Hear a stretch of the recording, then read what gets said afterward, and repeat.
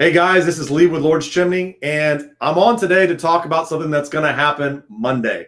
This was an impromptu event, and I had access to International Man of Mystery, Jerry Eisenhower. He's also a fireplace expert nationwide. He's the go-to guy for everybody in our industry. How you doing today, Jerry? Doing great, Lee. Appreciate being on with you today. Let's see if we can share some wisdom to help people through this. What you're telling me is going to be really drastically cold in Houston come Monday. Absolutely. Jerry, you probably don't 100% know this, but it doesn't get cold here. That is extremely, there's citrus trees everywhere.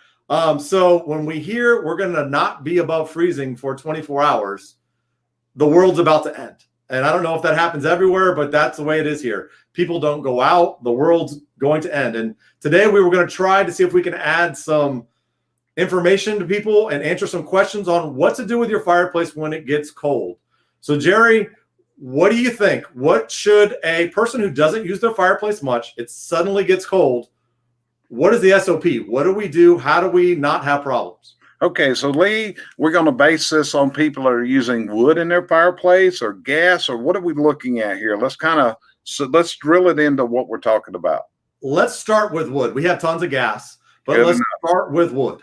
Okay, so in wood burning, the first thing is fireplaces work properly when the smoke goes out. And the last thing you want to do is start up a fireplace where the smoke is coming back in your eyes. You know, there was an old song years ago, "Smoke Gets in My Eyes." But one of the things in the chimney and venting industry that we want to make sure of is our customers don't get smoke in their eyes. And a lot of people don't really know how to start a fire. So let's take them through that process. The first thing is there's a little door in the top of most fireplaces that we call the damper. Now, some people may call that the dampener. They may call it the flue. They may call it the flute or whatever. But the first thing I want you to do is look up inside that fireplace and make sure that door is completely open. That would be the first thing to be doing. Lee, would you add anything else to that first thing? Because I got other stats behind this.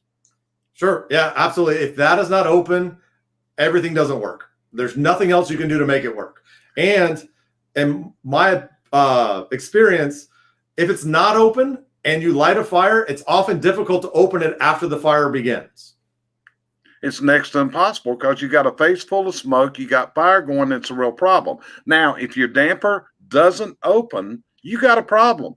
Don't have a fire. I'm telling you, don't do it because you're going to have problems. Now, a lot of people also want to close the damper down some. They think that's going to give them more heat. But the problem is when you close that damper down, it's just like closing a door and trying to fit through it. All that smoke's not going up.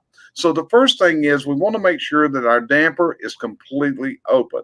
Now, the next consideration is many chimneys do not draw properly. And if you just try to start a fire by lighting up your kindling in the bottom in the fireplace, chances are your chimney is pulling cold air down, mixing that. And again, you're going to have a face full of smoke and it's not going to be a pleasant experience.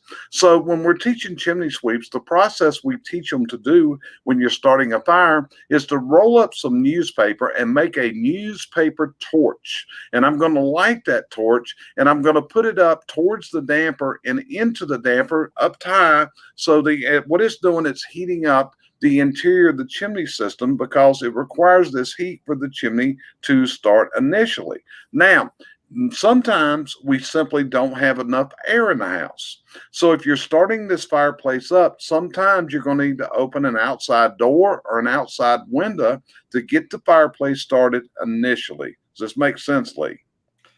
Absolutely. Yeah. What I always tell customers, if you open up the damper and get a face full of cold air, probably not a good idea to light a fire until you don't. That's correct. And one of the things that I would teach someone is when you walk over to your fireplace, even right now, and hold your hand in your fireplace. If you feel cold air hitting your hand in that fireplace, that means you got cold air coming down. And if you start that fire in the bottom of the fireplace, what's going to happen is the air's coming down, it gets that smoke, and it pushes all that smoke directly into the home. And again, we got smoke in our eyes, and that is not a pleasant feeling. It can stink your house up pretty bad, so we don't want to go there, okay? So anything else that you can think of to warm up that chimney? Let me ask you this. Do a lot of people have gas log lighters there in Houston? Yeah, it's a very, very common. Okay, so let's take that you got a gas log lighter. You should still follow this same process to start your fire. And what you want to do then is the reason you've got the gas log lighter is that is your kindling. So you can turn that gas burner on to get the wood burning that's in the fireplace. Okay, so that's how you do it with a gas log lighter. Now, even with gas logs, sometimes you can start up the fireplace, and if the chimney is not warm, then those gas logs can also create soot coming back into your home.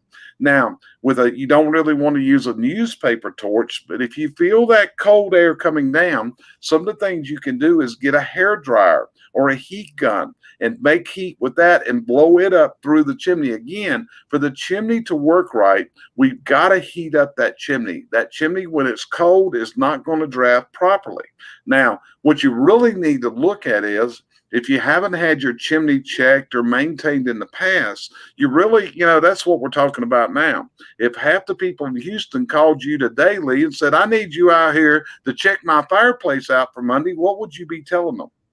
Yeah, there's no human way that we can get educated people out that fast. No, it's not. It's just like yesterday. I had to go, and I had to go have a blood sample taken for some medical things. Well, I went to the blood checking place at the hospital, the lab, and I had to wait 2 hours because they didn't have enough people to take care of the people that were coming in. And that's one of the problems in this industry is we don't have enough people to cut out to everybody's house before Monday when this comes in. Because what I'm understanding, you're predicting freezing rain, which is going to result in ice on roads. Would that be correct?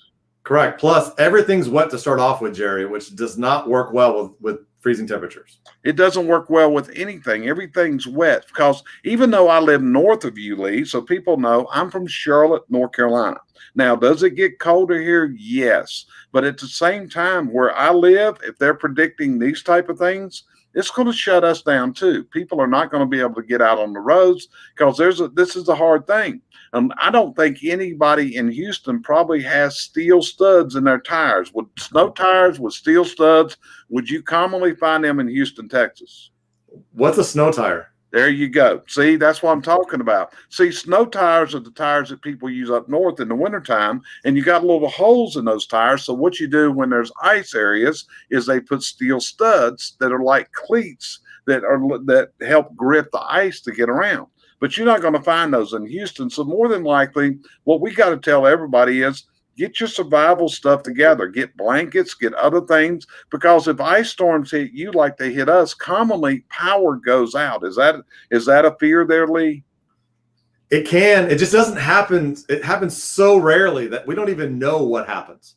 You don't even know what happens, and that's a good thing. So it doesn't happen that often. That's one of the reasons people live in the Sun Belt, because your climate is very similar to what I've heard is found in Miami, Florida. Would that be correct? Yeah, maybe a little bit colder, but yeah, and the same idea. Okay, so what you also want to do is learn how to properly build a bed to start your fire. Now, one of the things in a fireplace that really helps out if you want to create a fire that's going to give you more heat and burn cleaner, is what's called a top-down burn.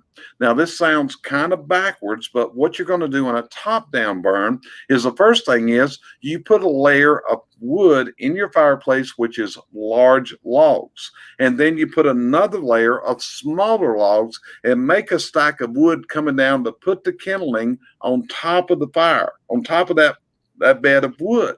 Now, what does this do? You then light the kindling at the top and the fire burns down. It's called a top-down burn. And you can probably find a link, Lee, that you could add into this in your Facebook page for people to understand, or even a YouTube link showing how to do this. But doing a top-down burn gives you a fire that can give you a lot more heat. It can also be a much cleaner start. So research doing a top-down fire. Like I said, I know you guys in Houston, y'all don't use fireplaces. I know there's not a lot of wood stoves down there either, is there, Lee?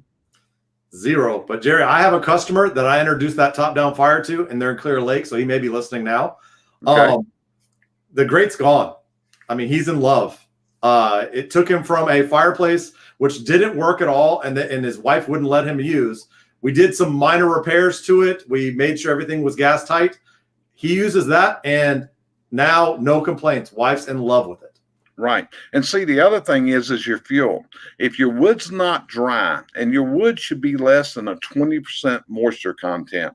And one of the ways to check if the wood is properly seasoned is you clang two pieces of wood together and listen to what they sound like. If they have a really dull thud, that means there's really got a lot of water into there. So if one of the things to do is get your wood, get it where it can be dry when you put it in the fireplace. Because getting wet wood to burn in your fireplace, that can be a really challenge for a consumer, Lee. And that, again, the whole thing we want to do is we want to have the fireplace working safely. And if the fireplace is spilling smoke into your home, that is poisonous. That is carbon monoxide. It is a hazardous thing. It can cause a lot of health risk to you. Okay.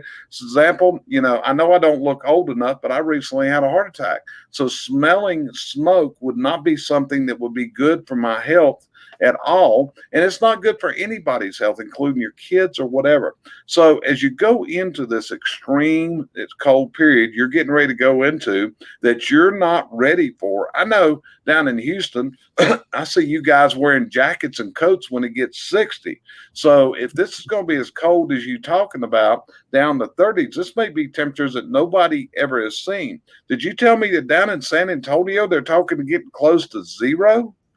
It's supposed to get like record-setting cold, like since 1800s in a lot of Texas. Really? So this is going to really, that's what you would call up north. If you lived up north, that's what they would call a nor'easter that comes in from the northeastern direction. And it's also what you get off the Great Lakes when the weather comes off the Great Lakes. It's really moisture laden. They get what's called lake effect snow up there. So it sounds like you guys are going to be in for a really good time, Lee. I mean, it's going to be interesting for you. It sounds really good. Yeah, and I mean, this is perfect fireplace weather. We don't get it much, so hey, use it. One thing I would encourage too, and we talked about gas logs some, but make sure you have a carbon monoxide detector. Make sure the batteries are right. Make sure it has power, because with a lot of gas logs, you don't get as much smoke. You'll get more carbon monoxide. And if you have not had it inspected, it's important to make sure that you take care of yourself and you eliminate that as a possibility. So the last thing I would tell people, hey, don't wait till this kind of weather comes in the future. You need to have that thing ready to go. Because like I said, if everybody in Houston decided to call Lord's Chimney today, I don't think you could service all those people, Lee. I just don't think it's possible. Yeah, give me a year or two. I could get to them. There you go. Okay. Well, thanks, Jerry. I appreciate you coming on. I know it was an impromptu thing, and I asked him a favor, and he was able to come on. And it's nice to be able to get that kind of knowledge because in Houston, we don't have it. It's me and a few other people, and that's about it. So I appreciate it, Jerry. Thanks for coming on today. Hey, man, I appreciate the opportunity. And like I said, if Lee can help you here in the future, be sure and reach out. I think I'm seeing lordschimney.com scrolling across the bottom of the screen right now. Sure. Yeah. And if you like content and if you want to hear more stuff like this, like our Facebook page, follow us on YouTube, follow our channel, get all the updates. That way you get all the information and share it with your friends.